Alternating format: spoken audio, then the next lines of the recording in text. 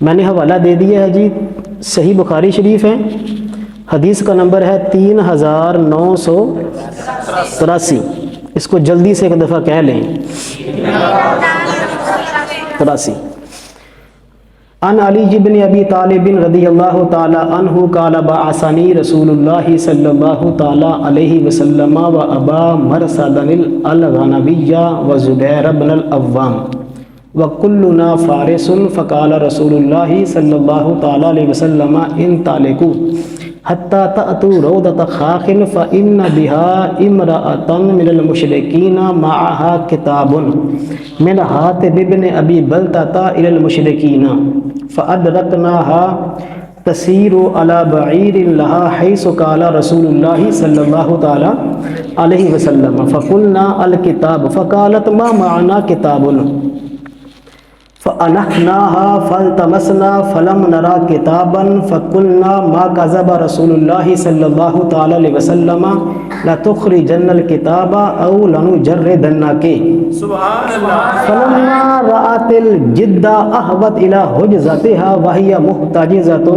بكساء أخرجته فانطلقنا بها إلى رسول الله صلى الله تعالى عليه وسلم فقال عمر بن الخطاب رضي الله تعالى عنه إنه قد خان الله ورسوله والمؤمنين فدعني فلأضرب عنقه فقال رسول الله صلى الله تعالى عليه وسلم ما حملك على ما صنعت فقال عمر بن الخطاب رضی اللہ تعالی عنہ انہ قد خان اللہ ورسولہ والمؤمنین فدعنی فلأضرب عنقه فقال رسول اللہ صلی اللہ تعالی علیہ وسلم الیس من اہل بدر قال عز وجل لعل اللہ اطلع على اہل بدر فقال اعملوا ما شئتم قد وجبت لکم الجنہ او قد غفرت لکم فدمعت آئینہ عمر بن خطاب رضی اللہ تعالی عنہ فقال اللہ ورسولہ اعلم۔ کچھ اس میں سے باتیں ہم نے سمجھنی ہیں جی۔ حدیث کا نمبر ہے 3983۔ راوی ہیں حضور سیدنا علی المرتضی شیر خدا کرم اللہ وجہہ الکریم۔ آپ فرماتے ہیں ایک دفعہ اللہ کے نبی صلی اللہ تعالی علیہ وسلم نے مجھے بلایا اور فرمایا کہ اپنے ساتھ ابو مرثد الغنوی صحابی رسول ہیں، ان کو ساتھ لے لو، اور ایک اور صحابی رسول ہیں زبیر بن عوام، رسول دو جہاں صلی اللہ تعالی علیہ وسلم کی پھپھی کے بیٹے ہیں زبیر بن عوام، اور جناب صدیق اکبر رضی اللہ تعالی عنہ کی بیٹی سیدہ اسماء بنت ابوبکر صدیق کے یہ خامد ہیں، عبداللہ بن زبیر کے والد محترم ہیں۔ کون جی؟ زبیر بن عوام۔ حضور نے فرمایا یہ میرے حواریین میں سے ہیں، اور عمر بن خطاب فرمایا کرتے تھے زبیر بن عوام اتنا طاقتور ہے کہ 1000 بندے کو یہ اکیلا ہی کافی ہے۔ کیا نام ہے جی؟ زبیر بن عوام۔ یہ 3 جلیل القدر صحابہ رسول ہیں۔ آپ فرماتے کلنا فارسون، ہم تینوں کے پاس گھوڑے موجود تھے۔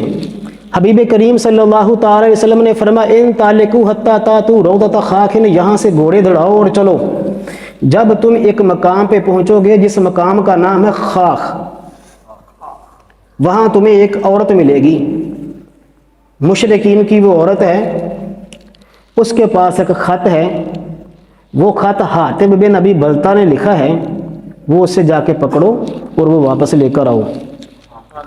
مولا مرتضی شیر خدا کرم اللہ وجہ الکریم فرماتے ہیں فأدرکناها تسیر علی بعیر لها حیث قال رسول اللہ صلی اللہ تعالی علیہ وسلم۔ فرماتے ہیں جب ہم روضۃ خاخ والے علاقے پہ پہنچے تو وہاں بالکل اسی طرح اپنی اونٹنی پہ، اپنی سواری پہ وہ عورت بیٹھی ہوئی تھی، سفر کر رہی تھی۔ ہم نے اس کو پہچان لیا، جیسے رسول اللہ نے فرمایا تھا وہ ویسے ہی نکلی۔ ہم نے اس کو روک لیا، ہم نے کہا خط نکالو۔ کیا کہا جی؟ فقالت ما معنا کتاب، اس نے کہا جی میرے پاس خط وط کوئی نہیں ہے۔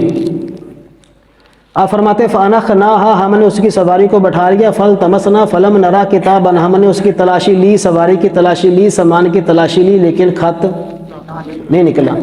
فقالت ما معنا کتاب، اس نے کہا میں نے کہا تو رہی ہوں کہ میرے پاس خط، تلاشی بھی تم نے لے لی مولا مرتضیٰ شیر خدا فرماتے ہیں تلاشی ہم نے خود لی تھی لیکن خط نہیں نکلا. اس نے بھی کہا کہ میں کوئی جھوٹ بول رہی ہوں, تم نے تلاشی خود لے لی, اب مجھے جانے دو.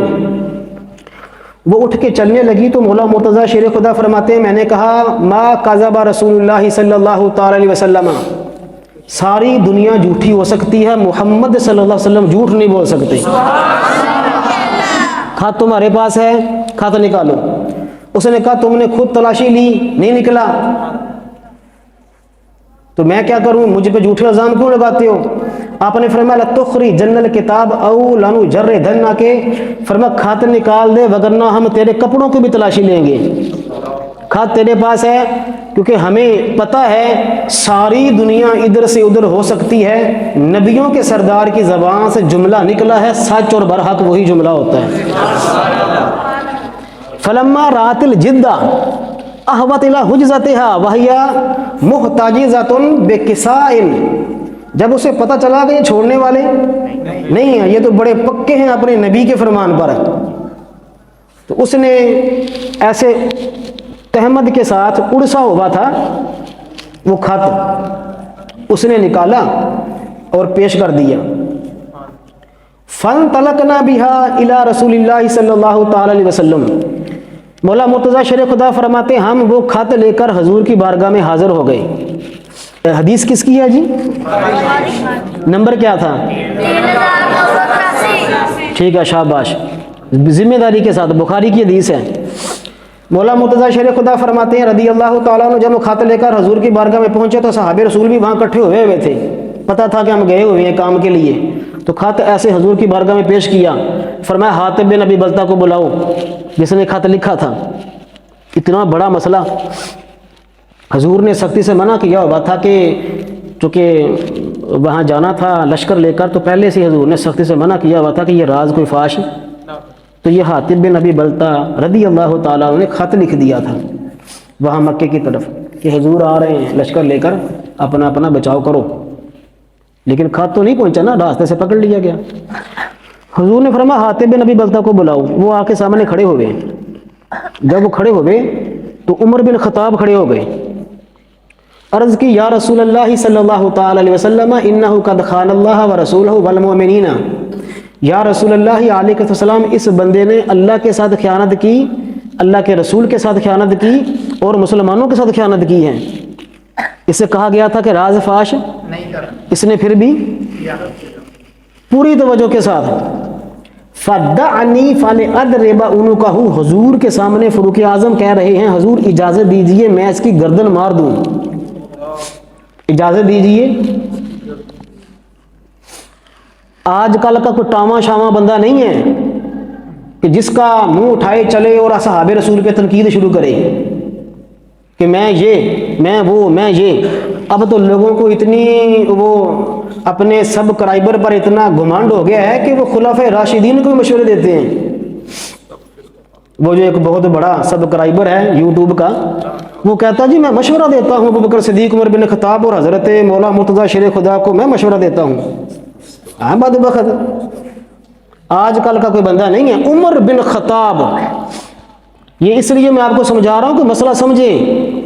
نبی دو جہاں صلی اللہ تعالی وسلم نے فرمایا ان اللہ جعل الحق علی لسان عمر وقلبہ, اللہ تعالیٰ نے عمر کی زبان پہ حق جاری کیا ہے. یہ عمر بن خطاب ہے.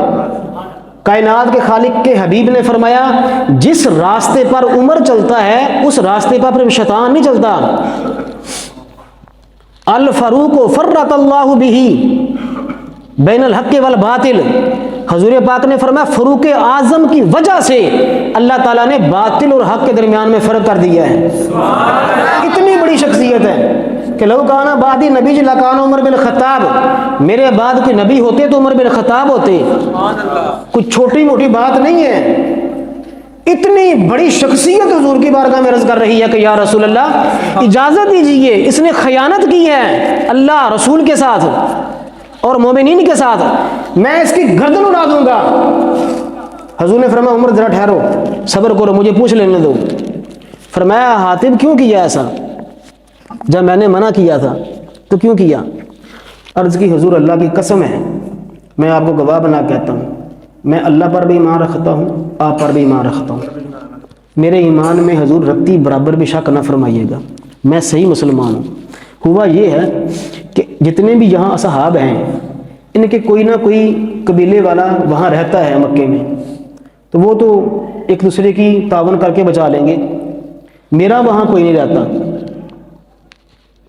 تو میں نے وہاں پیغام بھیجا اس لیے کہ میرا اللہ تعالیٰ نے آپ کو فتح تو دے ہی دینی ہے، تو میرے پیغام بھیجنے کا ان پر احسان ہو جائے، مکہ والوں پر۔ جب یہ بات ہوگی تو حضور نے فرمایا یہ سچ کہہ رہا ہے، حاتب بن ابی بلتہ ایک دفعہ پہلے بات ہو گئی، اب توجہ کرنی ہے۔ عمر بن خطاب پھر کھڑے ہو گئے، عرض کی حضور انہو قد خان اللہ ورسولہ والمؤمن، حضور اس نے تو خیانت کی ہے اللہ کے ساتھ، رسول اللہ کے ساتھ، ایمان والوں کے ساتھ، فدعنی فلیضرب عنقہ، مجھے اجازت دیں میں اس کی گردن اتاروں۔ کون کہہ رہے ہیں؟ فاروق اعظم۔ اس سے اب اگلا جملہ جو آ رہا ہے وہ اپنے مسئلہ سمجھنا ہے۔ حضور نے فرمایا فاروق اعظم تمہیں جلال آ رہا ہے، تمہیں غیرت آ رہی ہے، اشدہم فی امر اللہ عمر، یہ حدیث کے لفظ ہے ترمذی کے۔ حضور نے فرمایا اللہ کے لیے، دین کے لیے سب سے زیادہ غیرت اگر کسی میں ہے تو وہ فاروق اعظم کی ذات ہے۔ حضور کے سامنے کھڑے ہو کے بار بار عرض کر رہے ہیں، عرض کی حضور میں اس کی گردن اتاروں گا۔ اب جملہ بڑی توجہ کے ساتھ سمجھنا ہے۔ فرمایا عمر بتاؤ الیس من اہل بدر، یہ جو حاتب بن ابی بلتہ ہے یہ غزوہ بدر میں شامل نہیں ہوا تھا؟ عرض کی جی حضور ہوا تھا۔ کہاں ہوا تھا؟